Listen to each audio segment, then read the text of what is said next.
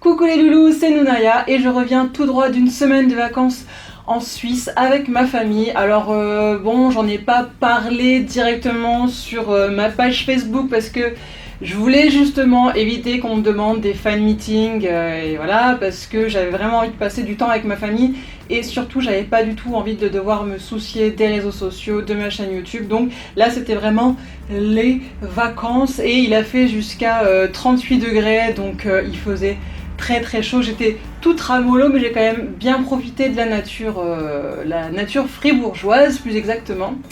Et donc là je reviens en forme et là j'ai très envie de vous faire une nouvelle vidéo puisque ça fait un moment que je ne me suis pas adressée directement à vous. Et en fait pendant ces vacances j'ai reçu pas mal de messages de loulous qui continuent à me demander encore et toujours comment vivre en Corée. Alors si vous avez regardé toutes mes vidéos, vous avez bien entendu plein d'éléments de réponse, mais c'est vrai que finalement j'ai jamais abordé la question de cette façon aussi directe. Je pense que du coup faire une vidéo comment vivre en Corée, ça pourra être plus parlant pour beaucoup de monde, et puis moi ça m'empêchera aussi de devoir répondre encore et toujours aux mêmes questions, parce que c'est quand même une question que je dois développer à chaque fois dans chaque email, donc voilà, ça va me faire gagner du temps à moi aussi.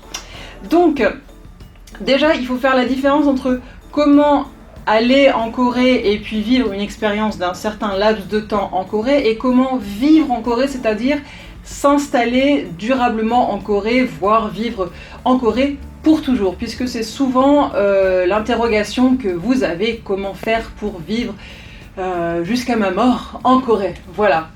Alors la première chose qu'il faut savoir, c'est que si vous n'êtes pas d'origine coréenne, malheureusement, même si vous avez bien sûr diverses possibilités de vivre durablement en Corée, vous n'aurez jamais la certitude en fin de compte de rester jusqu'à vos derniers jours en Corée. Voilà.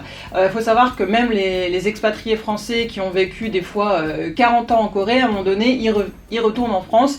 Soit c'est un choix personnel, soit simplement à un moment donné, ils n'ont plus les moyens de rester. Alors, je vais énumérer très rapidement déjà les possibilités que vous avez de vous rendre en Corée pour un séjour de plusieurs mois ou de plusieurs années sans que ce soit quelque chose qui soit fixe, puisque là ce sont des programmes et des visas à durée déterminée. Alors la première chose, vous avez bien entendu le visa vacances-travail, le PVT dont j'ai déjà longuement parlé dans une vidéo dédiée au sujet. Donc ça, il vous permet de rester pendant 12 mois en Corée et de travailler légalement. Ensuite, vous avez la possibilité, déjà en étant au lycée, de partir pendant un an étudier dans un lycée coréen. Ça, il me semble que c'est avec le Rotary Club. Donc voilà, je vous laisse faire des recherches. Ensuite, bien sûr, vous avez le moyen de faire un programme d'échange avec votre université. Donc là, vous devez déjà être inscrit dans une université dans votre pays. Et là, vous pouvez faire entre 6 mois à 1 an d'échange dans une université coréenne. Vous avez aussi la possibilité d'être étudiant en coréen en Corée. Et là, selon la durée de votre étude du coréen, vous aurez un visa qui peut durer de 3 mois à 1 an et demi, voire 2 ans. Je pense que c'est jusqu'à 2 ans. Vous pouvez également faire vos études supérieures en Corée, faire votre bachelor ou votre master en Corée. Ça pareil, le visa va durer le temps de vos années d'études. Vous avez aussi la possibilité de faire un VIE, alors c'est le volontariat international en entreprise. Là vous trouvez, en fait c'est une situation d'expatrié finalement plus ou moins. Vous trouvez une entreprise en général française ou étrangère implanté en Corée du Sud et vous restez le temps du contrat, donc ça peut être 1 an, 2 ans, voilà. Vous avez comme autre possibilité, alors à plus court terme, de faire du woofing. Alors woofing, ça vous permet de travailler dans une ferme coréenne pour une durée de 3 mois maximum, puisque c'est le temps maximal sans visa pour lequel vous êtes autorisé à rester en Corée, en tout cas en tant que Français. Vous avez la possibilité aussi de faire du work exchange, donc c'est-à-dire par exemple travailler dans une guest house, une auberge de jeunesse, dans laquelle vous allez être employé de l'auberge, et en contrepartie vous allez avoir un logement gratuit, parfois aussi les repas inclus. Donc là c'est pareil, il n'y a pas de visa pour ce programme là, donc généralement c'est 3 mois. Vous pouvez aussi faire du volontariat, voilà, partir dans le cadre d'un programme de volontariat. Vous avez notamment le site Jeunesse et Reconstruction qui organise des chantiers en Corée du Sud. Soit c'est des chantiers par exemple de 2 semaines, mais il y a aussi du volontariat moyen terme et long terme, donc de 6 mois, 12 mois, donc là je vous laisse vous renseigner également. Voilà.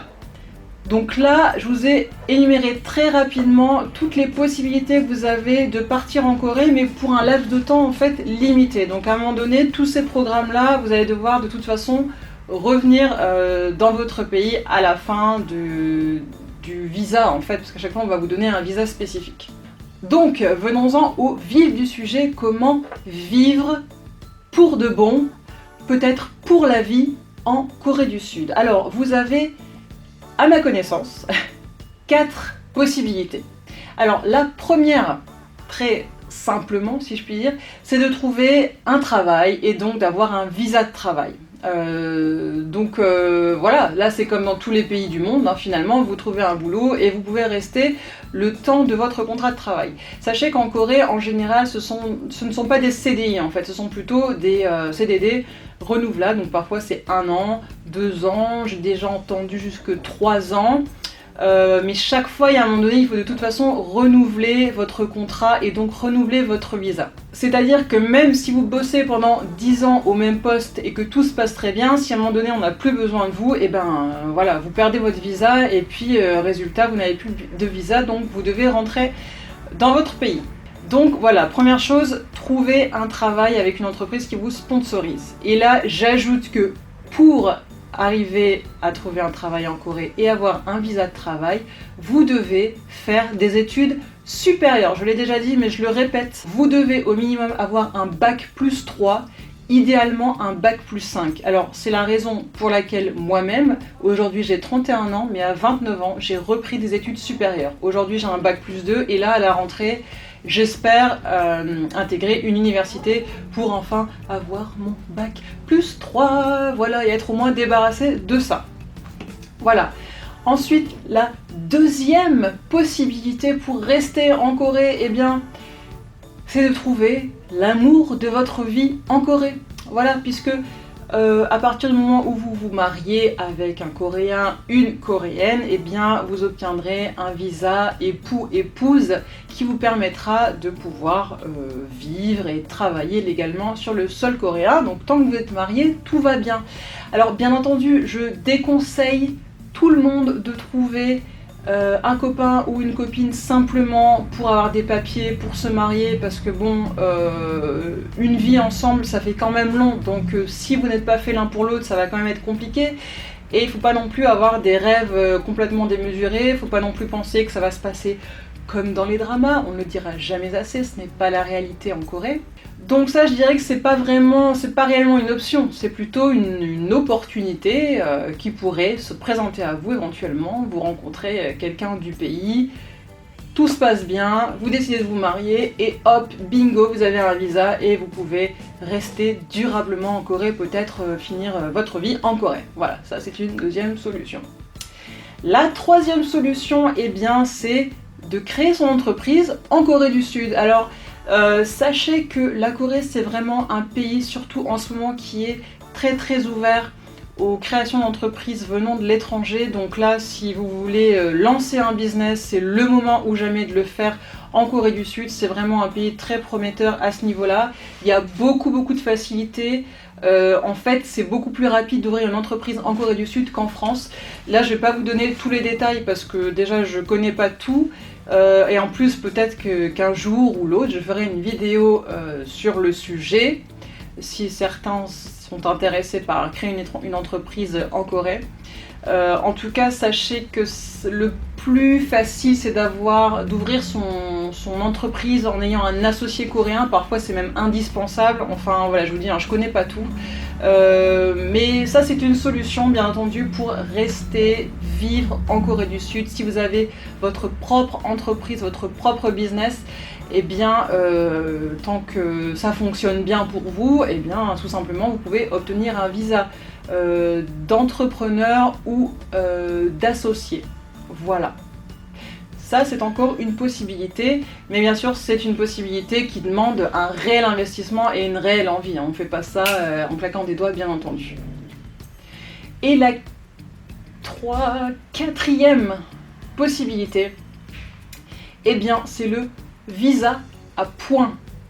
Alors là encore, on n'en parle pas beaucoup, je connais pas beaucoup sur le sujet, mais il existe effectivement un visa à points qui vous permet en fait d'obtenir une carte d'identité coréenne, enfin en tout cas qui vous permet d'avoir, non pas la nationalité coréenne, mais en tout cas la résidence, voilà, qui permet d'avoir un permis de résident sur le sol coréen.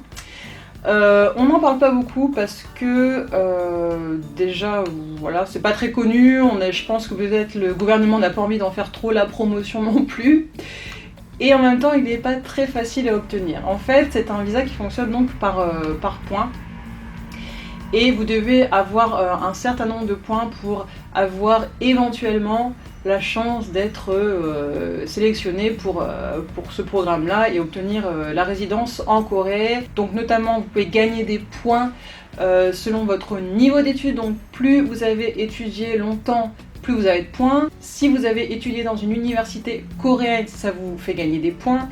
Si vous avez un niveau de coréen le plus élevé possible, ça vous fait gagner des points. Si vous avez fait du volontariat aussi en Corée du Sud, ça compte aussi. Votre salaire mensuel ou vos réserves financières, etc. En fait, voilà, il y a tout un nombre de critères qu'il faut remplir et puis ça vous fait des points et à la fin, eh ben, vous pouvez voir si éventuellement vous avez une possibilité d'être sélectionné ou pas. Il y a d'ailleurs un test qui est disponible sur internet pour voir le nombre de points que vous pouvez obtenir. Moi je l'avais fait et j'avais l'impression de ne pas être trop loin en fait du nombre de points, alors qu'en fait non, il y a des points qui sont très difficiles à obtenir finalement. Donc si je trouve plus d'informations sur ce visa et notamment la page où vous pouvez faire le test, je le mettrai aussi dans la barre info, puisque là j'ai pas les infos là tout de suite.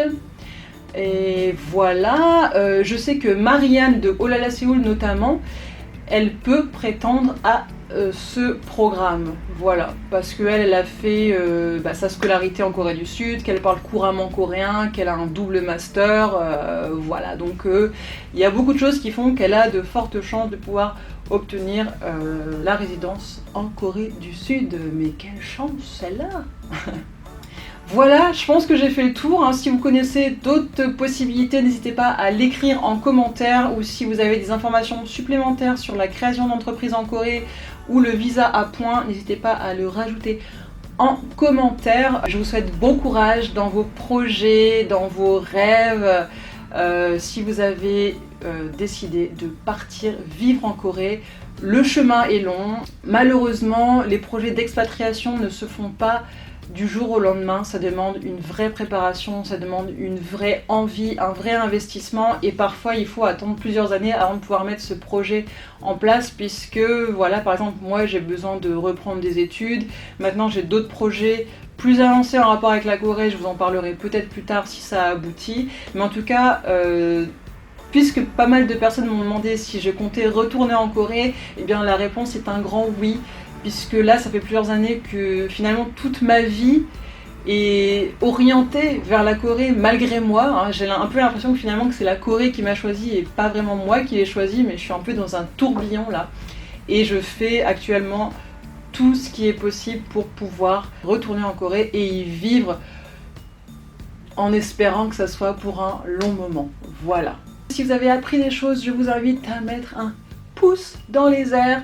N'oubliez pas de vous abonner à ma chaîne pour ne louper aucune vidéo, et puis suivez-moi sur Facebook, Instagram où je poste plein de photos de tout et n'importe quoi, Twitter, et eh bien je vous dis à très bientôt, plein de bisous. Mouah.